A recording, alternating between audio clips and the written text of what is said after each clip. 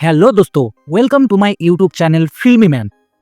Tamil film industry India की सबसे powerful और कंटेंट ड्रिवन फिल्म इंडस्ट्रीज में से एक है। यहाँ सुपरस्टार रजनीकांत, कमल हसन, थालापति विजय, थाला अजीत, सूर्या, धनु जैसे बड़े सुपरस्टार्स हैं और इस इंडस्ट्री ने कई आइकॉनिक फिल्म्स दी है।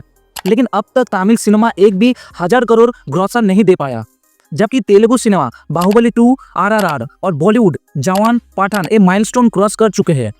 तो आज हम एनालाइज करेंगे क्यों तमिल इंडस्ट्री अब तक 1000 करोड़ क्लब में एंट्री नहीं ले पाई और क्या फ्यूचर में ये पॉसिबल है।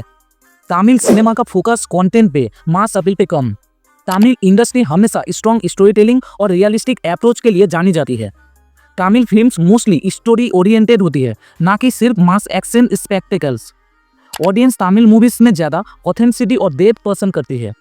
यहाँ मसाला एंटरटेनर्स भी होते हैं, लेकिन तेलुगु और बॉलीवुड जितना यूनिवर्सल अपील नहीं होता।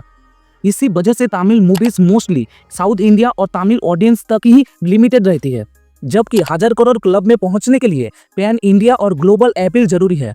Lack of pan India and global appeal. Telugu industry pan India और ग्लोबल ऑडियंस को टारगेट कर रही है। इसका बेस्ट एग्जाम्पल है बाहुबली सीरीज और RRR। बाहुबली और RRR ने पैन इंडिया और वर्ल्ड वाइड मार्केटिंग करी। ये फिल्म सिर्फ साउथ ऑडियंस के लिए नहीं, बल्कि हिंदी, नॉर्थ इंडिया और ग्लोबल ऑडियंस के लिए भी बनी थी। हेवी VFX और larger than life story telling ने इन फिल्म्स को इंटरनेशनल ब्लॉकबस्टर बना दिया। Tamil films mostly south centric होती है, जिसमें तमिल कल्चर, पॉलिटिक्स और स्टोरी टेलिंग का ज्यादा इन्फ्लुएंस होता है। ये पैन इंडिया और ग्लोबल ऑडियंस के लिए उतना एक्सेसिबल नहीं होता।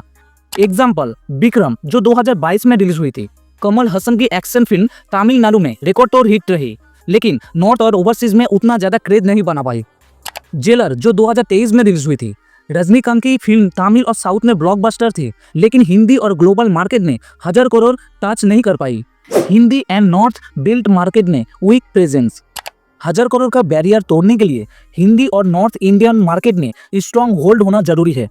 बाहुबली 2 का 500 करोड़ से ज्यादा का कलेक्शन सिर्फ हिंदी वर्जन से आया। जवान और पठान ने 500 करोड़ प्लस सिर्फ नॉर्थ बेल्ट से कमा लिया। RR का हिंदी और ओवरसीज कलेक्शन उसका टोटल अर्निंग का मेजर पार्ट था। लेकिन तमिल फिल्म्स का हिंदी बेल्ट और नॉर्थ इंडिया में उतना ज्यादा क्रेज नहीं होता। थालापति विजय, सुपरस्टार रजनीकांत और थाला अजीत जैसे तमिल सुपरस्टार्स का भी हिंदी ऑडियंस में उतना हाइप नहीं है। तमिल फिल्म्स का हिंदी डबिंग और मार्केटिंग तेलुगु फिल्म्स जितना स्ट्रॉन्ग नहीं होता। ऑडियंस को तमिल स्टार्स और उनकी स्टोरी टेलिंग को कनेक्ट करने में टाइम लगता है।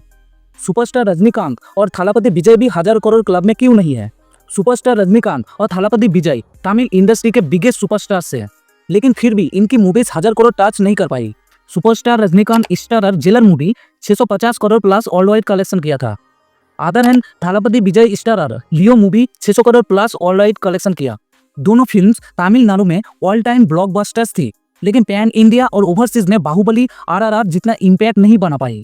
सुपरस्टार रजनीकांत और थालापति विजय की मूवीज मोस्टली तमिलनाडु और साउथ इंडिया पे डिपेंडेंट होती है। उनकी फिल्म्स का हिंदी और ग्लोबल मार्केट में उतना होल्ड नहीं होता जितना प्रभास या जूनियर NTR का है। बजट और VFX स्केल तेलुगु फिल्म जैसा नहीं होता, जो लार्जर देन लाइफ स्पेक्टेकल बनाए। बजट, VFX और स्केल का इशू। बाहुबली और RRR big budget spectacle films थी, जिसमें 500 करोड़ प्लस का इन्वेस्टमेंट था।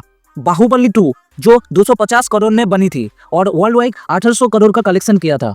RRR जो 500 करोड़ बजट में बनी थी और वर्ल्ड वाइड 1200 करोड़ का कलेक्शन किया था। तमिल फिल्म्स का बजट और स्केल अभी भी इतना बड़ा नहीं होता। एग्जाम्पल लियो का बजट 250 करोड़ का था, जो बाहुबली और RRR के हाफ भी नहीं है। तमिल मूवीज VFX और एक्शन स्केल में तेलुगु फिल्म्स के कंपैरिजन में पीछे है। जब तक तमिल सिनेमा बिगर स्केल और ग्लोबल मार्केटिंग नहीं करेगा, तब तक 1000 करोड़ क्रॉस करना मुश्किल है। क्या फ्यूचर में तमिल सिनेमा 1000 करोड़ क्लब में एंटर कर सकता है? तमिल सिनेमा अगर ये स्टेप फॉलो करे तो फ्यूचर में 1000 करोड़ क्लब में एंट्री पॉसिबल है। पैन इंडिया और हिंदी मार्केट पे ज्यादा फोकस करना होगा। लार्जर देन लाइफ एक्शन और VFX हेवी फिल्म बनानी होगी, जो यूनिवर्सल ऑडियंस को पसंद आए। ग्लोबल मार्केटिंग और हॉलीवुड लेवल स्टोरी टेलिंग लाना होगा। थालापति विजय, सुपरस्टार रजनीकांत, सूर्या जैसे स्टार्स को भी बॉलीवुड और इंटरनेशनल मार्केट में प्रमोट करना होगा।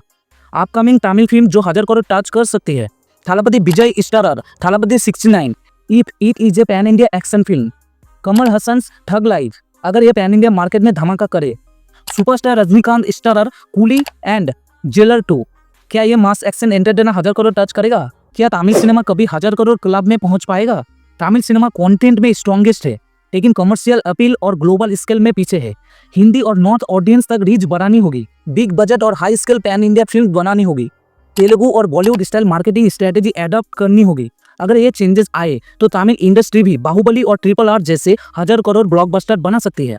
क्या तमिल फिल्म्स फ्यूचर में 1000 करोड़ क्लब में एंट्री कर सकती है? कौन सी अपकमिंग तमिल मूवी 1000 करोड़ का बैरियर तोड़ सकती है? अपनी ओपिनियन कमेंट्स में जरूर लिखना। अगर आपको ये एनालिसिस पसंद आया तो लाइक करें, शेयर करें और चैनल को सब्सक्राइब करें। मिलते हैं नेक्स्ट वीडियो में एक नए टॉपिक के साथ। धन्यवाद।